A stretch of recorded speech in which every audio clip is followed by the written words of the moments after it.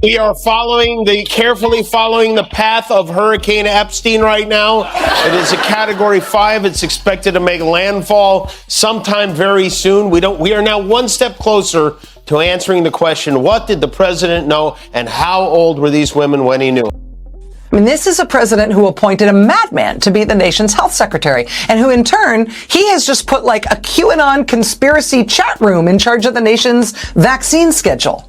This is a president who is selling coins and gold trinkets with his face on them from... Jimmy Kimmel and Rachel Maddow tore into Trump with a tag team roast that felt part documentary, part stand-up, and part public meltdown.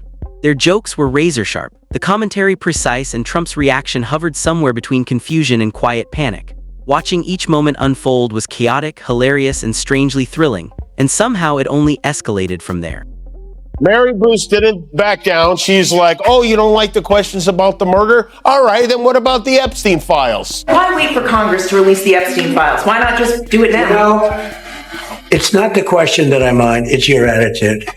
I think you are a terrible reporter. To advance their child exploitation cases on nights and weekends, meaning effectively in their free time. There's also new reporting that in addition to seeking more than $200 million for President Trump himself from the U.S. Justice Department, Trump's DOJ is also reportedly considering giving a huge check to Trump's disgraced former national security advisor, the conspiracy theorist Mike Flynn, the one who pled guilty to lying to investigators about his secret communications with the Russian government. Bloomberg reporting that the Trump Justice Department is in talks to give $50 million to Mike. Trump's newest blunder practically begged for mockery, and the audience didn't even have time to brace themselves before Kimmel launched into the roast. The studio felt supercharged, as if sarcasm had been wired directly into the walls.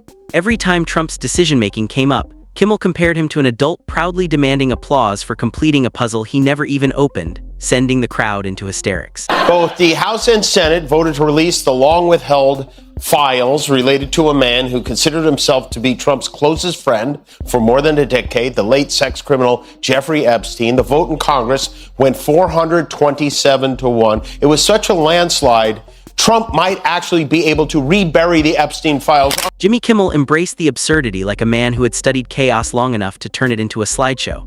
He compared Trump's logic to doing math with crayons and blind confidence, and the studio erupted. Without raising his voice, he let the humor do the heavy work. Each punchline landed like a weight slamming onto marble, sharp, sudden, impossible to ignore, and leaving the room vibrating with laughter. Actually, Trump is pulling out all the stops for his trillionaire friend, who also happens to be doing business with Don Jr. and Eric. Is it appropriate, Mr. President, for your family to be doing business in Saudi Arabia while you're president? Is that a conflict of interest? And Your Royal Highness, the U.S. intelligence concluded that you orchestrated the brutal murder of a journalist. 9/11 families are furious that you are here in the Oval Office. Why should Americans trust you? And the same to you, Mr. President. Now, who are you with? I'm with ABC News, sir. You with who? ABC News, sir. Fake news. That was Mary Bruce of ABC News doing what reporters are supposed to do. There was no pause, no warm-up, just an immediate deep dive into Trump's public statements, treated like puzzling artifacts dug up from a historical site of confusion.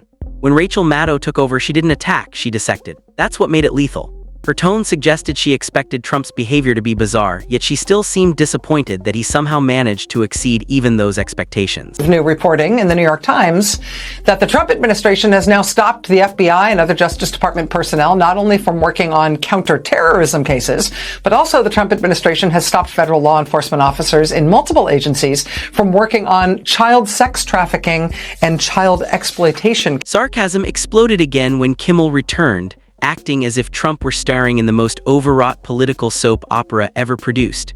He amplified Trump's self-confidence to absurd levels, like a man who solves none of the problem yet claims all the credit.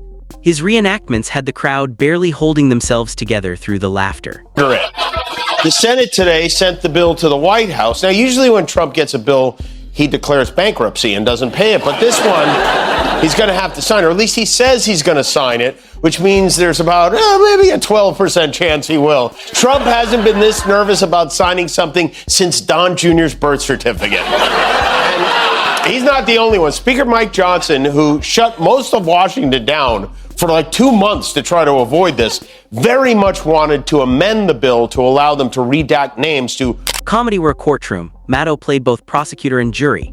She didn't need volume, she needed facts, and she used them like darts dipped in sarcasm. She narrated Trump's decision-making timeline as if flipping through a diary of avoidable mistakes. With each detail, the tension tightened like a resistance band ready to snap. Her slow, disbelieving head shakes suggested she'd run out of words, yet somehow still found more because the situation practically demanded commentary. After the applause settled, Kimmel leaped back in without missing a beat. He treated Trump's political instincts like malfunctioning GPS directions, loud, confident, and determined to drive straight into a lake. His exaggeration of Trump's need to be right, even as everything metaphorically burned down around him, sent shockwaves of laughter through the room. Kimmel held up Trump's responses like a receipt for the worst purchase imaginable and asked the universe for a refund. Each line hit harder than the last, not because he stretched the truth, but because he simply seasoned it. Just moved to install at the General Services Administration, the GSA. GSA is in charge of federal real estate. This usually is not a very high-profile agency. But in this administration, we've got the president literally bulldozing the White House and dumping the debris randomly on public golf courses. So all of a sudden, this previously low-profile agency is right at the heart of Trump weirdness and destruction. Trump has reportedly now found a perfect candidate to be a new top lawyer at the GSA. He is reportedly installing there a guy whose nomination for a different job had to be pulled a couple of weeks ago when it emerged that he had said about himself, quote, "I do have a Nazi streak in me." That moment was all Maddow needed to slice through the spectacle with icy precision. She broke down Trump's reactions as if she were reviewing a restaurant that keeps catching fire but insists business has never been better. Her calmness was lethal. She didn't need impressions or exaggerated mimicry. Simply repeating Trump's behavior through her lens of practiced disbelief turned into comedy sharper than any punchline. She made it obvious Trump wasn't a twist in the plot. He was the central structural flaw.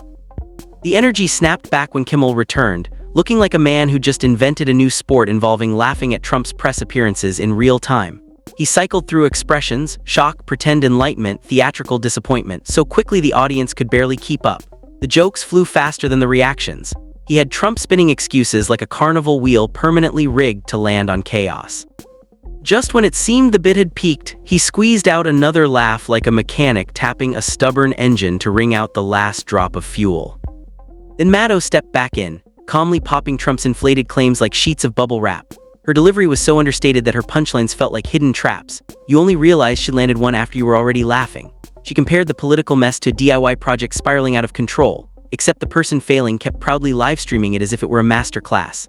She treated Trump's contradictions like mislabeled files with no digital backups. The humor wasn't even intentional, it was the unavoidable byproduct of analysis that was too honest. After all, who fails to persuade the First Lady to live with him? Who can't persuade the First Lady to live with him? This is a president whose supposed best friend says he should be impeached, and by the way, is in the Epstein files. I mean, this is a president whose approval ratings are more underwater than any other president ever at this point in his term. He has already rushed right to the part where he tries to turn the military against the civilian population, where he tries to turn the force of the American military. The comedic surge rose again when Kimmel grabbed Trump's latest public statement and presented it like the dramatic trailer for a disaster film. He paced the stage with the flair of a filmmaker pitching Hollywood's most catastrophically ridiculous plot. Trump, starring as the doomed protagonist of his own parody, was portrayed as overly confident, hopelessly unprepared, and bizarrely proud of achieving absolutely nothing. The visual alone got a laugh before Kimmel even delivered the punchline. The crowd cracked open before he wrapped up the bit. Maddow followed with sharp, strategic precision. She played political chess with Trump's logic and checkmated him without even touching a piece. She held up the contradiction, turned it in the spotlight, and examined it like a scientist studying a long-extinct creature rediscovered by accident. Every word she spoke carried a tone of professional disbelief. She made it sound like Trump's claims belonged in an exhibit titled ** Decisions that should never happen again.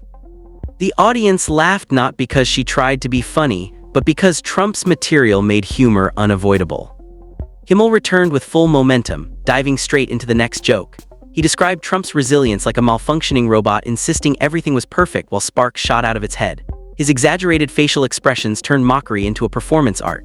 The rhythm of the roasting became unmistakable, jab, jab, knockout, and Kimmel delivered each punch with the enthusiasm of a man who genuinely adores his job. Here, you see here, trying to kill Roger Rabbit. He says he voted no on principle, as in a principal you don't want near your kid's school. Clay Higgins also voted for David Duke, the former Grand Wizard of the Klan, for governor, so he has a history of solid decision-making. He says his fear is that, as written, the bill... The slowdown fake-out arrived when Maddow reclaimed the screen. She didn't use energy, she used disappointment, sharp, surgical disappointment, and it landed deeper than shouting ever could. She treated Trump's political strategy like outdated software from 1998 that somehow still expects to run modern features. Her sarcastic sigh became a meme before the segment even ended.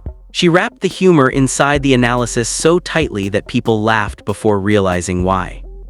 Kimmel refused to let the atmosphere settle. He marched into the next bit and portrayed Trump's media reactions like birthday candles that refuse to blow out no matter how desperately someone tries. The absurdity built into a rising comedic rhythm. Trump turned into a fictional character, bragging that everything was fine while standing on a sinking ship, complimenting the water temperature with a smile. That visual alone shook the room with laughter.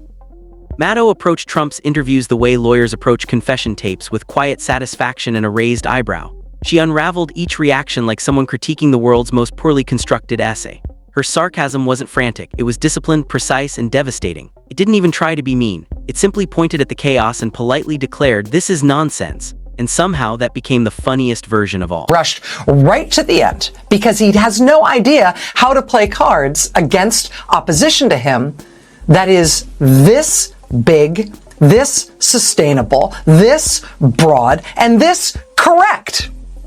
He hasn't done anything as president that would win anyone over to his side. And the number of people who voted for him or supported him otherwise, who are now regretting it, grows by the day. And they don't just... The roasting crescendo reached full force when Kimmel returned with the final comedic blow, marching through Trump's entire week like he was recapping the dramatic meltdown of a reality show contestant convinced the producers were sabotaging him. Every exaggeration burst like fireworks. Every comparison landed with pinpoint accuracy. The moment didn't feel like stand-up anymore. It felt like a competitive event where the scoreboard malfunctioned because the points wouldn't stop piling up. Then everything shifted into a quiet, devastating finish as Maddow stepped in without raising her voice. She reviewed Trump's choices with the same tone someone might use while calmly explaining why touching a hot stove again and again is still a terrible idea. Her last punchline wasn't loud, it was surgical. She didn't bury him under jokes. She simply presented the evidence of his chaos and let the comedy detonate by itself. By the time the cameras faded, Trump had unintentionally crafted the perfect script for televised humor. Two performers, two contrasting comedic weapons, one guaranteed outcome. Kimmel delivered explosive sarcasm. Maddow countered with icy precision. Together, without even coordinating, they turned Trump into an endless fountain of material. It wasn't mockery for sport. It was mockery powered entirely by reality, a reality so bizarre it consistently outperformed fiction. As far as this gentleman is concerned, he's done a phenomenal job. You're mentioning somebody that was extremely controversial. A lot of people didn't like that gentleman that you're talking about. Whether you like him or didn't like him, things happen. But he knew nothing about it, and we can leave it at that. You don't have to embarrass our guest by asking a question like that. That's right. How dare you embarrass a man who had a columnist sawed into pieces? Things happen. Things happen. This is not an episode of The Sopranos. You're the president of the... As long as Trump keeps producing unpredictable moments, their material will never run dry because jokes write themselves when the subject never stops feeding them. Everyone knew the night wasn't designed to be historic, but the universe had its own sense of humor. Trump delivered chaos like a recurring subscription, and the comedic world collected steady dividends. Kimmel's recap of Trump's interview rolled across the screen like a blooper reel disguised as serious news. He examined Trump's excuses like an archaeologist dusting off ancient fossils of denial. The crowd watched each Trump defense transform into a runaway comedic snowball, gaining size, absurdity, and velocity until it flattened whatever dignity Trump believed he still possessed. The punchlines didn't pause. One landed before the last echo faded, and nobody in the room was ever ready for the next. Seriously, what is that supposed to mean? What would motivate him to post "and so it begins" at almost midnight? What would compel him to contact his social media guy, Dan Scavino, that late at night to say, "Dan, I need you to post "and so it begins." All caps, Mr. President. Yeah, all caps, you idiot. And put a ... in front of it, too. The sarcasm shifted back to cold, intentional precision. Rachel Maddow didn't need dramatics, that was Kimmel's department. Her strength was simply guiding viewers through Trump's contradictions, like giving a tour of an amusement park built on bad blueprints where every ride shuts down halfway through, yet the staff keeps insisting everything is perfectly fine. Her voice carried controlled disbelief, and the humor hit harder because she wasn't trying to be funny. It became funny strictly because Trump's political storyline had drifted so deep into absurdity. There was no room to recover before Kimmel launched into another comedic meltdown. He described Trump's self-praise like a motivational poster written by someone who failed every exam yet still sells confidence seminars with enthusiasm. He stretched each metaphor until the studio was gasping for breath. Even when he pretended to wrap up, he tossed in one last jab, because Trump kept generating more material than any comedian could reasonably manage in one segment. The audience didn't just laugh, they gripped their chairs the way passengers grip armrests during turbulence. The final handoff to Maddow delivered poetic closure without drifting into sentiment. She dissected Trump's attempts to rewrite his own recent history with the calm curiosity of someone watching a raccoon attempt to unlock a car door, fascinated, confused, and slightly concerned. No shouting, no theatrics, just polished sarcasm layered over facts he couldn't escape. She reconstructed the timeline, exposed the contradictions, and let the absurdity crash under its own weight. What emerged was a collective realization. Trump is the only political figure capable of losing public image battles that no one even asked him to fight. He manufactures the hurricane, then congratulates himself for surviving it while still standing in the storm clutching broken umbrellas. Kimmel and Maddow don't embellish. They simply showcase what already exists, one with fireworks, one with ice, and somehow it gets funnier every time.